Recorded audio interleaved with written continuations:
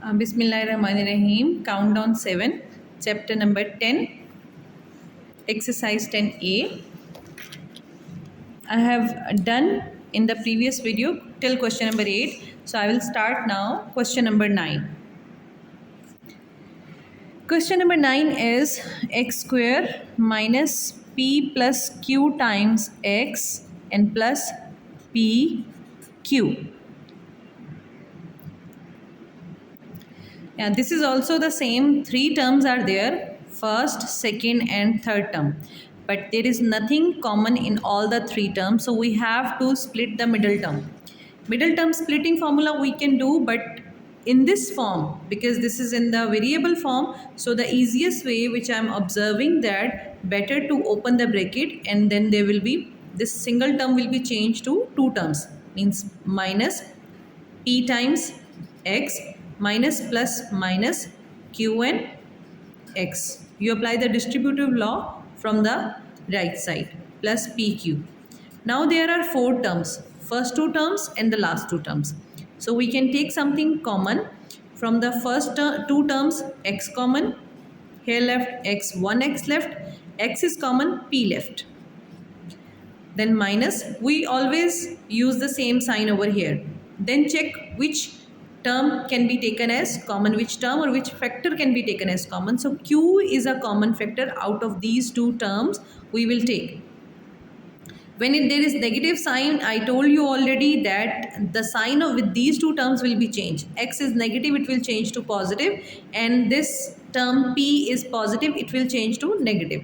Or simply, when you are closing the bracket, minus plus minus, p left. X minus p, x minus p, it's a common factor out of these two terms, so we can take common from here. From the first term, this term left. From the second term, minus q left. So x minus p and x minus q are the two factor of the given expression. So it is completely factorized. Okay. The next question number 10 is also on the same way. So we will solve on the same parallel lines. We will see that four terms are there. So we will make the pair of the first two term and the last two terms. A, B, C, A, B. It means A is common, B is common. So we will take A common, B common. The factor left from the first term, that is C, and factor left from the second term, as AB is fully taken, so 1 is left over there, as AB ones are AB, or AB, if you will divide this one AB, 1 will left. Minus, no anything common, so 1 can be taken as common. As I have already explained you, if you cannot take any factor common, so take 1 as a common, because 1 is a factor of every number, every variable, every term.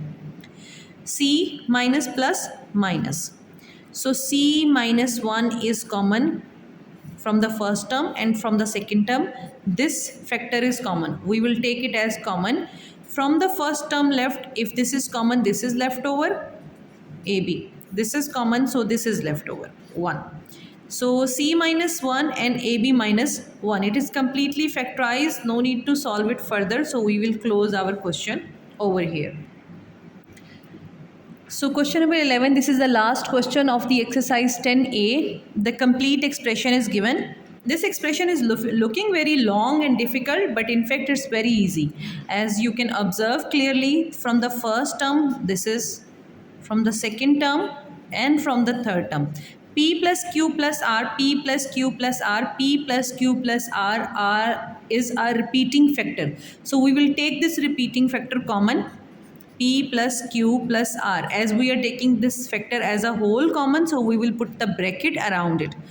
Now from the first term, we left A plus B. We put a small parenthesis, plus second term B plus C, and plus the third term C plus A. First term is fully factorized, no need to solve it further. From the second factor, we can solve the inside part, A plus B plus B plus C plus C plus A. So first term remains same, first factor remains same, and the second one is A and A, 2A, B plus B, 2B, C plus C, 2C. Okay, we have to factorize our expression and still we see that they all have a common factor as 2, 2, 2. So better to take that this 2 also as a common. When we are taking this 2 as a common, as it is a number, and always it is our first priority to write down the number in the start of all the factors. So we will write 2 over here, P plus Q plus R, A plus B plus C. So this is completely factorized in the very easy way. Like what I have done, I have written this question, then we have observed P plus Q plus R was a common factor. So we take this common factor outside. From the first term A plus B left, from the second term B plus C left, and from the last term C plus A left. I write these enclosing in a separate bracket. Okay, the first term is solved already. We will not further continue with this one. A plus B, we will open the bracket, plus B plus C plus C plus A. Here I will give the reference also that this is the plus sign. Whenever the plus sign is opening before a bracket, so it will not affect internal sign. If there is a minus sign, so obviously it will affect the internal sign also and they will be changed. But in this question only plus and plus sign is there, so there will be no change. A plus B plus B plus C plus C plus A. So A plus A 2A, B plus B 2B, C plus C 2C. 2A plus 2B plus 2C. Again we observe 2, 2, 2 is common. Take this factor common and write it outside. Now first factor as it is, as the second factor will left as A plus B plus C, and this is done. Thank you so much. Hope you will like my teaching style and my video. If you have any question, you can send me in the comments, and if you have a specific question to solve, you can send me in the comments also. Whenever I will have the free time, I will make the video related to that specific topic also. Thank you so much. Bye bye. Allah Hafiz.